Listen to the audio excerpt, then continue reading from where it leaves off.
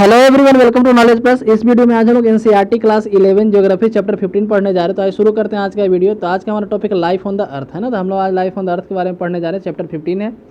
तो कहा जा रहा है कि by now you might have realize that all the unit of this book have acquainted with the 3 major elements of the environment. कहा जा रहा है कि अभी तक जो भी इस बुक में हम लोग पढ़े हैं, जो फीचर्स ऑफ फिजिकल ज्योग्राफी है, उसमें जो भी पढ़े हैं तो उसमें मेनली 3 चीज़ के इर्द गिर्द बातें घूम रही है। एक है लिथोस्फेयर, एटमॉस्फेयर, एक है हाइड्रोस्फेयर, है ना। You know that living organism of the earth constituting the biosphere. तो कहा जा रहा है कि लेकिन अर्थ पे जो लिविंग ऑर्गेनिज्म है वो कहाँ पे रहते हैं, कहाँ पे रिसाइड करते हैं, तो बायोस्फेयर में रहते हैं। बायोस्फेयर क्या है, तो जहाँ पे तीनों जो लिथोस्फेयर, एटमॉस्फेयर और हाइड्रोस्फेयर तीनों जहाँ पे इंटरेक्ट करता है तो उस एरिया को बायोस्फेयर बोलते हैं। The biosphere include all the living component of the earth. Earth पे जितने लिविंग कंपोनेंट हैं, जितने भी लिविंग कंपोनेंट हैं, बायोस्फीयर सबको इंक्लूड करता है उसमें से, ठीक है। आगे पढ़े तो life on the earth is round almost everywhere. तो कहा जाए कि लाइफ जो है अर्थ पे हर जगह पाया जाता है लगभग, है ना। Life of earth is found almost everywhere. Living organism are found from the pole to the equator. Living organism जो है पोल से लेकर इक्वेटर तक पाए जाते हैं। From the bottom of the sea to several kilometre in air. Earth में देखा जाए तो सी के बॉटम से लेकर के हवा में कई ऊंचाइयों तक लिविंग ऑर्गेनिज्म पाए जाते हैं। From freezing water to dry valley, जहाँ पे पानी जमा हुआ है वहाँ से लेकर के जहाँ पे ड्राई वैली वहाँ भी आदमी पाए जाते हैं। मतलब कि आदमी नहीं, मतलब लिविंग बींग्स वहाँ पे पाए जाते हैं, लिविंग ऑर्गेनिज्म पाए जाते हैं, ठीक है। तो वही बताया जा रहा है आगे, including the biosphere include all the living component of the earth. It consist of all plant and animals including all the micro organisms that live on the planet earth and their interaction with the surrounding environment. Most of the organism exist on the lithosphere and और are the hydrosphere as well as in the atmosphere. तो कहा जा रहा है कि जितने भी organism हैं, most of the organism exist on the lithosphere और the hydrosphere as well the atmosphere. There also mainly organism that move freely on the realms of the earth. कहा जा रहा है कि बहुत सारे ऑर्गेनिज्म हैं जो फ्रीली अर्थ पे मूव करते हैं। The biosphere and components are very significant element to the environment. तो कहा जा रहा है कि बायोस्फेयर और उसके कंपोनेंट जो है काफ़ी सिग्निफिकेंट एलिमेंट है किसी भी एनवायरनमेंट के लिए। This elements interact with the other component of the natural landscape such as island, water and soil. तो ये एलिमेंट जो है इंटरेक्ट करता है दूसरे कंपोनेंट के साथ, दूसरे नेचुरल लैंडस्केप में, जैसे लैंड, वाटर और सॉइल के साथ। They are also influenced by the atmospheric elements such as temperature, rainfall, moisture and sunlight. तो इसको और कहाँ से इन्फ्लुएंस मिलता है बायोस्फीयर को, तो एटमॉस्फेरिक एलिमेंट जैसे टेम्परेचर, रेनफॉल, मॉइस्चर और सनलाइट से भी। The interaction of biosphere with land, air and water are important to the growth, development and evolution of the organism. तो जो इंटरेक्शन है बायोस्फीयर का लैंड के साथ, एयर के साथ, वाटर के साथ, ये काफ़ी इंपॉर्टेंट है ऑर्गेनिज्म के इवोल्यूशन के लिए, ग्रोथ के लिए। अब पढ़ते हैं इकोलॉजी के बारे में। तो you have been reading about ecological in environmental problems in the newspaper and magazine. तो कहा जा रहा है कि इकोलॉजिकल प्रॉब्लम के बारे में न्यूज़ पेपर और मैगजीन में हम लोग काफ़ी पढ़ते हैं, जैसे ग्लोबल वार्मिंग हो गया, पॉल्यूशन हो गया। Have you ever thought what ecology. तो इकोलॉजी होता क्या है, इसके बारे में सोचिए। The environment as you know is made up of abiotic and biotic component. तो जो इन्वायरमेंट हम लोग देखते हैं इसके मेनली 2 कंपोनेंट है, एक बायोटिक, एक है abiotic. It would interesting to understand how the diverse of life form is maintain to bring a kind of balance. तो कहा जा रहा है कि लाइफ में काफ़ी ज़्यादा डाइवर्सिटी है और ताकि ये बैलेंस लाया जा सके। This balance is maintain in particular proportion so that a healthy interaction between the biotic and abiotic component goes on. तो कहा जाए बैलेंस है, एक फिक्स प्रोपोर्शन में होता है, एक पार्टिकुलर प्रोपोर्शन में होता है, ताकि हेल्दी इंटरेक्शन हो सके हमें बायोटिक और अबायोटिक कंपोनेंट के बीच में। The interaction of a particular group of organism with abiotic factor with in a particular habitat resulting in clearly defined energy flow and material cycle on land, water and air called ecological system. तो ecological system क्या है कि the interaction of particular group of organism, किसी particular organism के particular group का interaction करना किसके साथ, अबायोटिक फैक्टर के साथ, ठीक है, एक पार्टिकुलर हैबिटेट में, जिसके कारण से क्लियरली डिफाइंड एनर्जी फ्लो होगा यहाँ पे, resulting in clearly defined energy flow, material cycles on land, water and air are called ecological system. Next है the word term ecology is derived from Greek word oikos. तो ecology word जो है Greek word एक oikos वहाँ से लिया गया, जिसका मतलब होता है house, combined with logy meaning the science, यानी कि literally meaning the study of earth as a household. Ecology का मतलब क्या होता है कि अर्थ का अध्ययन करना, हाउस होल्ड के रूप में, घर के रूप में पूरे अर्थ का अध्ययन करना, ठीक है। और प्लांट एंड ह्यूमन बींग्स, किसका घर, तो प्लांट का, ह्यूमन बींग का, एनिमल एंड माइक्रोऑर्गेनिज्म का। They all live together as interdependent component. तो एनिमल जितने भी अर्थ पे जो कंपोनेंट है, जितने भी अर्थ पे जीव जंतु है, सब एक दूसरे पे इंटरडिपेंडेंट है, एक साथ रहते हैं।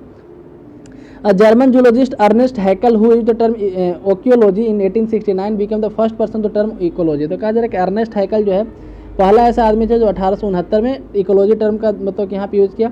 The study of interaction between the life forms and the physical environment is the science of ecology. तो इकोलॉजी का सिंपल डिफिनेशन क्या है, the study of interaction between biotic and abiotic form of the environment. Hence ecology can be defined as scientific study of the interaction of organisms with their physical environment with each other. तो यानी कि scientific ecology को ऐसे भी define कर सकते हैं कि एक साइंटिफिक स्टडी जिसमें ऑर्गेनिज्म के इंटरेक्शन के बारे में पढ़ा जाता है, किसके साथ, तो उसके फिजिकल इन्वायरमेंट के साथ। ठीक है, आगे बढ़ते हैं। Habitat is the ecological sense in the total of the physical and chemical factor constitute the general environment. तो हैबिटेट क्या है, तो habitat is the ecological sense in the totality of physical and chemical factor. तो कोई जीव जंतु अपना जहाँ पर रहता है वो उसका हैबिटेट होता है, उसका नेचुरल आवास को हैबिटेट बोला जाता है। A system consist of biotic and abiotic known as ecosystem. तो एक ऐसा सिस्टम जिसमें बायोटिक और अबायोटिक कंपोनेंट है उसको एक साथ इकोसिस्टम बोलते हैं। All this component in ecosystem are interrelated. तो इकोसिस्टम में जितने भी कंपोनेंट होते हैं सब आपस में इंटर रिलेटेड होते हैं, आपस में एक दूसरे से जुड़े होते हैं। Different type of ecosystem exist with varying range of environmental condition where various plant and animal species of grown. तो कहा जा रहा है कि डिफरेंट टाइप का इकोसिस्टम एग्जिस्ट करता है, जहाँ पे इन्वायरमेंटल कंडीशन डिफरेंट है वहाँ पे डिफरेंट प्लांट एंड एनिमल पाए जाते हैं, तो वहाँ पे डिफरेंट तरह का इकोसिस्टम एग्जिस्ट करता है। ठीक है, इसको हम लोग इकोलॉजिकल अडेप्टेशन बोलते हैं। इकोलॉजिकल अडेप्टेशन कहाँ है कि अपने जहाँ पे स्पेसीज जो है अडेप्ट हो गए हैं इवोल्यूशन के आधार पे, तो उसको हम लोग इकोलॉजिकल अडेप्टेशन बोलते हैं। अब टाइप्स ऑफ इकोसिस्टम के बारे में बात करें तो इकोसिस्टम दो तरह के होते हैं, मेनली टेरेस्ट्रियल और एक्वेटिक। टेरेस्ट्रियल जो जमीन पर रहता है, एक्वेटिक यानी जो पानी में रहता है। अब टेरेस्ट्रियल को कई पार्ट में बांटा जाता है। टेरेस्ट्रियल को फिर बांटते हैं बायोम के बारे में। तो बायोम क्या है, टेरेस्ट्रियल को बांटा गया बायोम में। बायोम क्या है, बायोम में जब plant and animal community that covers a large geographical area. तो बायोम क्या है, तो कोई भी प्लांट का कम्युनिटी या फिर एनिमल का कम्युनिटी जो बड़े जियोग्राफिकल एरिया को कवर करता है उसको बायोम बोलते हैं। The boundaries of different biomes of land are determined mainly by climate. तो लैंड पे जो बायोम का बाउंड्री है क्लाइमेट के द्वारा डिटरमाइन किया जाता है। Therefore a biome can be defined as the total assemblage of plant and animal species interaction with special conditions. These include rainfall, temperature, humidity and soil condition. तो biome क्या है, किसकी मतलब बायोम किस पे डिपेंड करता है, तो रेनफॉल पे, टेम्परेचर पे, ह्यूमिडिटी पे, सॉइल कंडीशन पे। Some of the major biomes of world are. तो कुछ इंपॉर्टेंट बायोम का नाम यहाँ पे दिया गया है। तो जैसे यहाँ पे है forest, grassland, desert and tundra biome. तो ऐसे बायोम का नाम है फॉरेस्ट हो गया, ग्रासलैंड हो गया, टुंड्रा हो गया। Aquatic ecosystem can be classed as marine and fresh water ecosystem. तो उसी तरह से एक्वेटिक सिस्टम को भी दो पार्ट में बांटा जाता है, मैराइन और फ्रेश वाटर में। Marine ecosystem include the ocean, storage and coral. Marine ecosystem में क्या आता है, तो ओशियन आता है, स्टोरी आता है, कोरल रीफ आता है। फ्रेश वाटर इकोसिस्टम में क्या आएगा, तो लेक आएगा, रिवर आएगा, है ना, पॉन्ड आएगा। Structure and function of ecosystem. तो इकोसिस्टम का क्या स्ट्रक्चर है और क्या फंक्शन, उसके बारे में लोग पढ़ते हैं। The structure of an ecosystem involves a description of the available plant and animal species. तो कहा जा रहा है कि स्ट्रक्चर ऑफ इकोसिस्टम उसमें क्या इन्वॉल्व है, तो जो प्लांट और स्पीसीज अवेलेबल है उसी का डिस्क्रिप्शन यहाँ पे होता है। From a structural point of view all ecosystem consist of abiotic और बायोटिक फैक्टर। तो कह रहा है कि स्ट्रक्चरल पॉइंट ऑफ व्यू से देखा जाए तो जितने भी इकोसिस्टम है उसके दो फैक्टर हैं, अबायोटिक और बायोटिक फैक्टर है। Abiotic factor include rainfall. Abiotic factor में क्या क्या आता है, rainfall, temperature, sunlight, atmosphere, humidity, soil condition, organic substance, ये सब आते हैं इसमें। बायोटिक फैक्टर में क्या आता है कि biotic factor include the producer, the consumers and the decomposers. ठीक है, the producer include all the green plant. तो प्रोड्यूसर में कौन कौन है, ग्रीन प्लांट है जो अपना भोजन स्वयं बनाता है फोटोसिंथेसिस के द्वारा। उसके बाद आते हैं प्राइमरी कंज्यूमर, तो जो डायरेक्टली प्लांट को खाते हैं उसको प्राइमरी कंज्यूमर बोलते हैं, जैसे डियर हो गया, गोट हो गया, माइस यानी चूहा हो गया, और जितने भी प्लांट ईटिंग एनिमल है। उसके बाद आते हैं कार्निवोरस, जिसमें फ्लेश ईटिंग एनिमल आते हैं। ठीक है, certain carnivorous feed on other carnivorous. तो कोई कार्निवोरस है दूसरे कार्निवोरस पे फीड करता है। ठीक है, जिसको हम लोग टॉप कार्निवोरस बोलते हैं। डिकम्पोजर्स जो है जो डेड एंड डिकेइंग मैटर पे फीड करता है, और उसको मतलब कि जो डेड एंड डिकेइंग मैटर उसको तोड़ करके सिंपल बना करके उसको फिर से मिट्टी में मिलाता है, उसको डिकम्पोजर बोलते हैं। यहाँ पे एक फ्लोचार्ट दिया गया है कि पहले सोलर एनर्जी यहाँ पे देख सकते हैं, एक मिनट, हाँ, पहले यहाँ पे सोलर एनर्जी है। सोलर एनर्जी से प्लांट ग्रीन प्रोड्यूसर में गया, ग्रीन प्रोड्यूसर जो है डायरेक्टली सॉइल न्यूट्रिएंट में मिल गया, है ना, और सॉइल न्यूट्रिएंट से फिर से ग्रीन प्रोड्यूसर में गया। फिर ग्रीन प्रोड्यूसर को कौन खाया, प्राइमरी कंज्यूमर यानी हार्बीवोरस, हार्बीवोरस को कार्निवोरस, कार्निवोरस को टॉप कार्निवोरस। टॉप कार्निवोरस जब मर गया तो उसका डेड रिमेन यहाँ गया, है ना। प्रोड्यूसर भी कभी मरता है तो उसका भी डेड रिमेन हुआ, उसको डिकम्पोज किया जाएगा, है ना। इस तरीके से साइकिल चलते रहता है। The producer are consume by primary consumer. तो कहा जाए कि प्रोड्यूसर को प्राइमरी कंज्यूमर के द्वारा खाया जाता है। Where primary consumer in turn being eaten by the secondary consumer. ठीक है, प्राइमरी कंज्यूमर को जो खाता है उसको सेकेंडरी कंज्यूमर कहते हैं। Further secondary consumer consumer tertiary consumer, दूसरे फिर उसके आगे बात किया जाए तो सेकेंडरी कंज्यूमर को टर्शियरी कंज्यूमर के द्वारा खाया जाता है।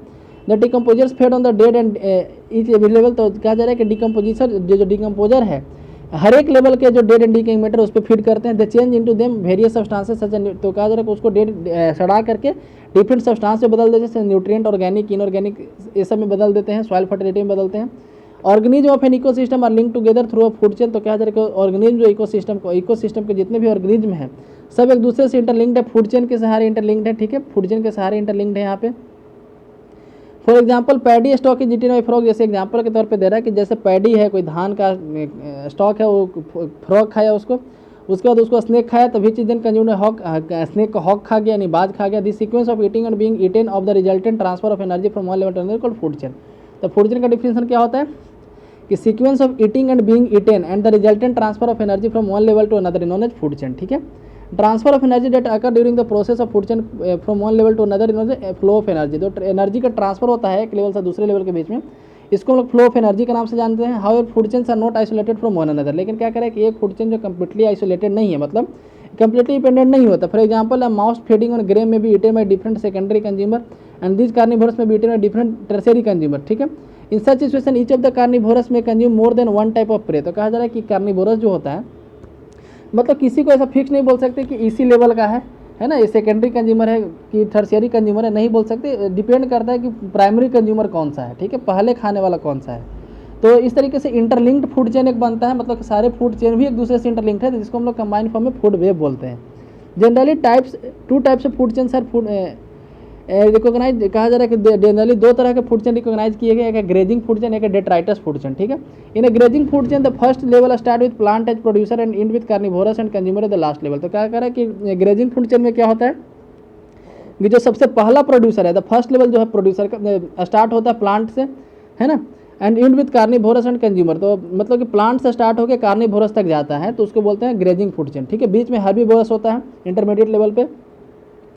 There is a loss of energy at each level which may be through respiration excretion और डिकम्पोजिशन। कहा जा रहा है कि हर लेवल पे एनर्जी का कुछ लॉस होता है।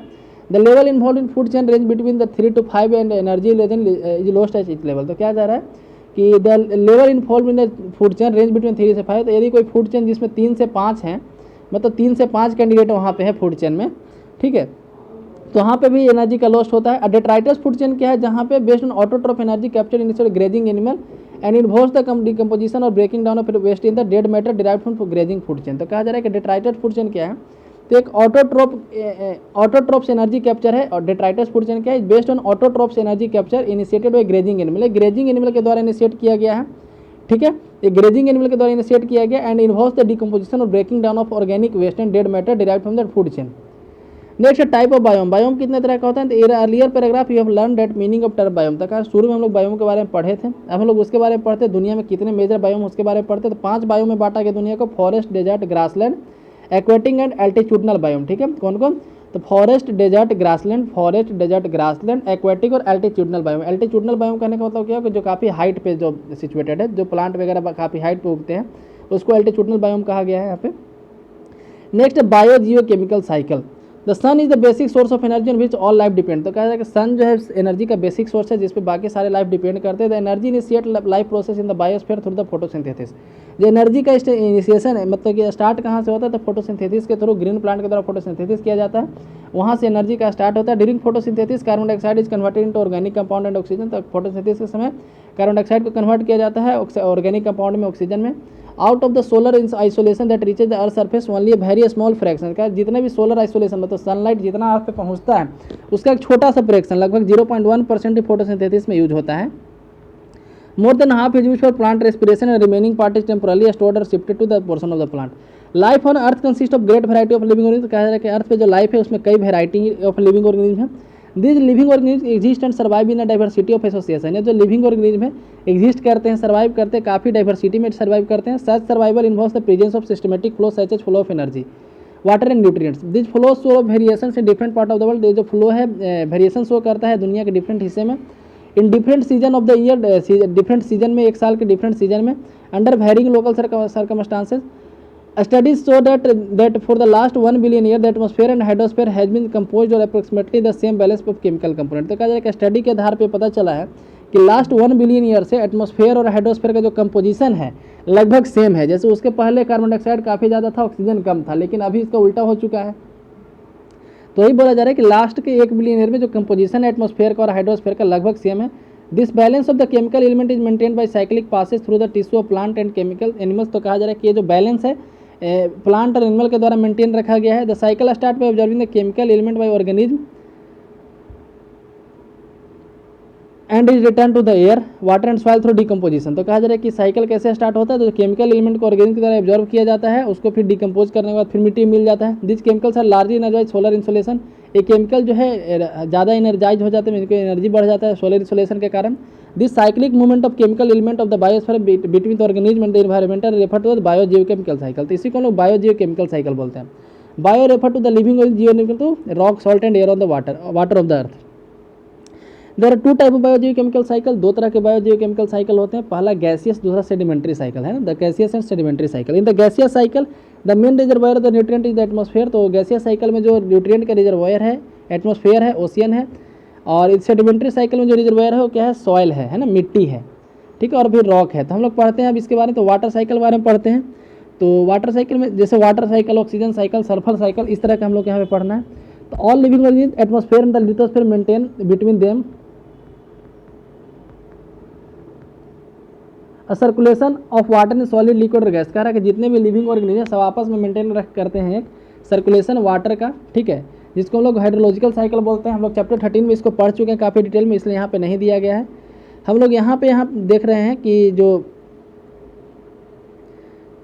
बांटा गया है क्या बोलते हैं, बायोम को, ठीक है। तो बायोम के बारे में देख सकते हैं। सबसे पहले बायोम है फॉरेस्ट। फॉरेस्ट को कई तरीके में बांटा गया है। Tropical forest, equatorial forest, deciduous forest, temperate forest, boreal forest, है ना। ये 5 तरीके में फॉरेस्ट को बांटा गया है। उसके बाद आप देख सकते हैं रीजन यहाँ पे किस क्षेत्र में पाए जाते हैं। जैसे ट्रॉपिकल हो गया 10 डिग्री नॉर्थ साउथ, है ना।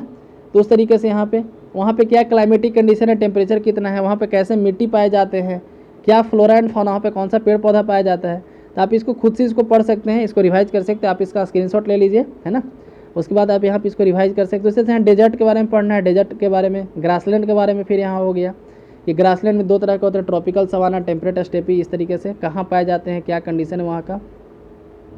एक्वेटिक है जिसको 2 तरह में बांटे, मैराइन और फ्रेश वाटर में बांटा गया है यहाँ पे, ठीक है। तो आप इसको खुद से रिवाइज कर सकते हैं। नेक्स्ट हम लोग पढ़ते हैं कार्बन साइकिल के बारे में। तो कहा जाए carbon is one of basic element of all living organism. Carbon जो है एक बेसिक एलिमेंट है हर एक लिविंग ऑर्गेनिज्म के लिए। It is form the basic constitute of all organic compound. तो जितने भी ऑर्गेनिक कंपाउंड है अर्थ पे सबके लिए बेसिक का काम करता है। The biosphere contain over 500,000 carbon compound in them. तो कहा जाएगा बायोस्फीयर में कंप्लीट लगभग 500,000 कार्बन कंपाउंड पाए जाते हैं। The carbon family main the conversion of carbon dioxide. तो कहा जा रहा है कि जितना भी carbon family mainly carbon dioxide का ही फॉर्मेशन करके बना है, कन्वर्जन करके बना है।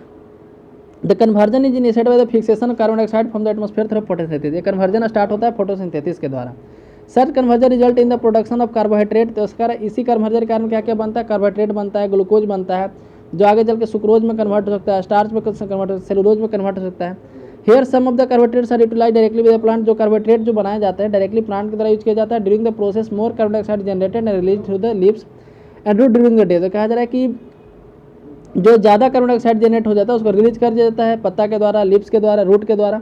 The remaining carbohydrate is not being utilised by the plant become part of plant tissue. जो कार्बन डाइऑक्साइड नहीं, कार्बोहाइड्रेट जो नहीं, और जो कार्बन डाइऑक्साइड जो बच गया वो तो रिलीज कर दिया जाएगा, है ना।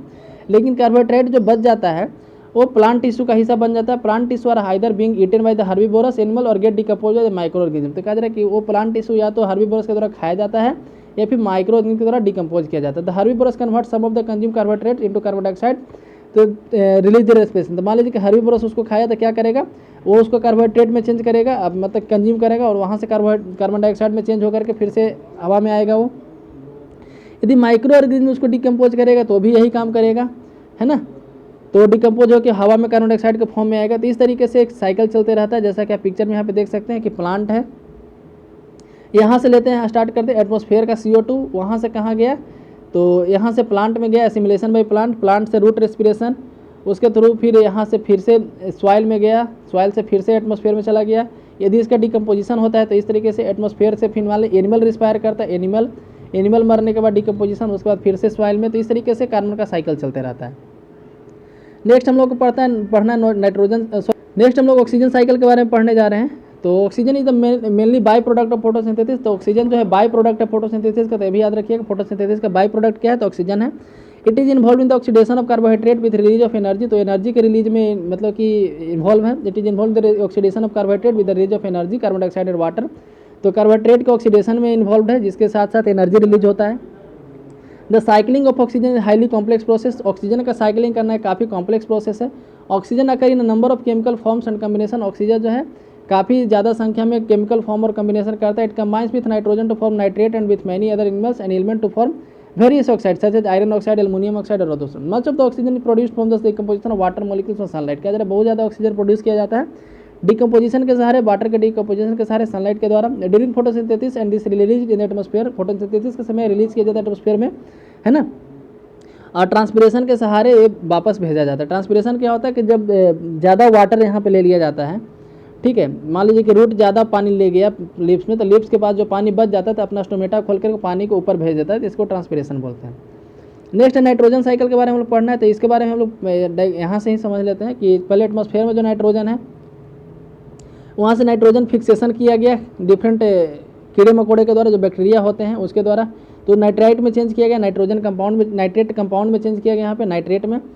नाइट्रेट से फिर डीनाइट्रेट, यहाँ से नाइट्रेट का यूज, फिर यहाँ पे जैसे नाइट्रेट में चेंज हुआ तो नाइट्रेट से पौधा लेगा, पौधा जब मरेगा वहाँ पे तो फिर बायोलॉजिकल फिक्सेशन उसका होगा, ठीक है। इंडस्ट्रियल फिक्सेशन के द्वारा भी नाइट्रेट में कंपाउंड होते हैं। इस तरीके से एटमॉस्फेयर का फिर डीनाइट्रिफिकेशन होता है, तो इसको हम लोग बोलते हैं मतलब कि नाइट्रोजन साइकिल बोलते हैं। तो शुरुआत ऐसे होता है कि जैसे प्लांट है, नाइट्रोजन डायरेक्टली नहीं ले सकते, नाइट्रोजन तो प्लांट में काफ़ी ज़्यादा है, लेकिन प्लांट डायरेक्टली जो है एटमॉस्फेयर का नाइट्रोजन को नहीं ले सकता। तो पहले जो बैक्टीरिया होते हैं इसके रूट में नाइट्रोजन को नाइट्रेट में चेंज करता है, नाइट्रेट से फिर नाइट्रोजन इसमें चला गया, ठीक है। जब ये प्लांट को कोई खाता है उसके मरने के बाद जो नाइट्रोजन हुआ वापस मिट्टी में मिलता है, वापस इन्वायरमेंट में जाता है। यदि प्लांट खुद डेड एंड डिकेइंग मैटर बन गया बाद में, तो यहाँ से भी नाइट्रोजन एटमॉस्फेयर में जाता है। तो इस तरीके का साइकिल चलते रहता है, ठीक है। अब यहाँ पे पढ़ रहे हैं अदर मिनरल साइकिल, और भी क्या क्या मिनरल साइकिल पढ़ना है। तो सबसे पहले हम लोग पढ़े कार्बन का, ऑक्सीजन का, नाइट्रोजन का, हाइड्रोजन का, ठीक है। ये सब तो प्रिंसिपल जियोकेमिकल कंपोनेंट है बायोस्फीयर के। इसके अलावा और भी कई तरह के यहाँ पे न्यूट्रिएंट का साइक्लिंग होते रहता है। This mineral element required by living organism such as initially inorganic sources such as phosphorus cycle होता है, सल्फर का भी साइकिल चलता है इस तरीके से, कैल्शियम का चलता है, पोटेशियम का चलता है। हम लोग इसके बारे में आगे पढ़ेंगे। They usually occur as salt dissolve in the soil, water और लेक्स, स्ट्रीम्स एंड सीज। तो कहा जा रहा है कि मेनली कहाँ पाए जाते हैं, तो सॉल्ट के रूप में पाए जाते हैं, जो मिट्टी में, लेक में या फिर स्ट्रीम, सीज वगैरह में घुला हुआ है। Mineral salt come directly from the earth crust, जो मिनरल सॉल्ट है वो तो डायरेक्टली अर्थ क्रस्ट से पाया जाता है। Earth crust by weathering where the soluble salt enter the water cycle, जबकि सोलुबल सॉल्ट जो वाटर साइकिल में इंटर करते हैं इवेंचुअली रीचिंग द सी, और सी में पहुंच जाता है।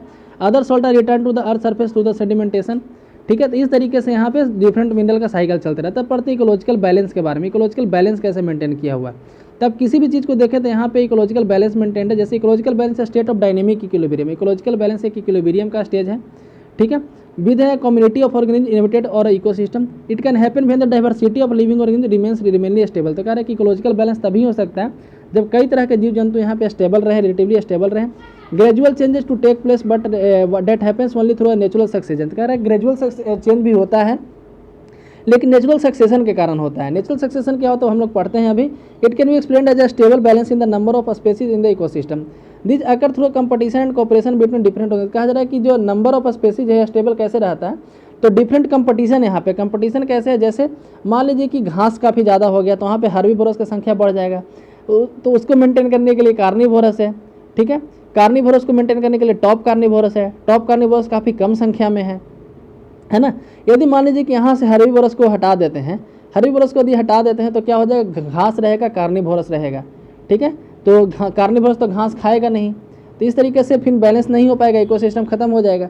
यदि हम लोग यहाँ से कार्निवोरस को हटा देते हैं, कार्निवोरस को हटा दिए तो घास है, हार्बीवोरस है, तो क्या करेगा, हार्बीवोरस बहुत ज़्यादा संख्या में हो जाएगा क्योंकि इसको खाने वाला तो कहीं है नहीं, और हार्बीवोरस घास खा जाएगा। तो इस तरीके से कंप्लीटली यहाँ से ग्रीनरी खत्म हो जाएगा, जितना हरा भरा चीज़ है सब खत्म हो जाएगा। इस तरीके से यहाँ बैलेंस में रखा जाता है नंबर, मतलब कि जितने भी स्पेसीज है सब यहाँ पे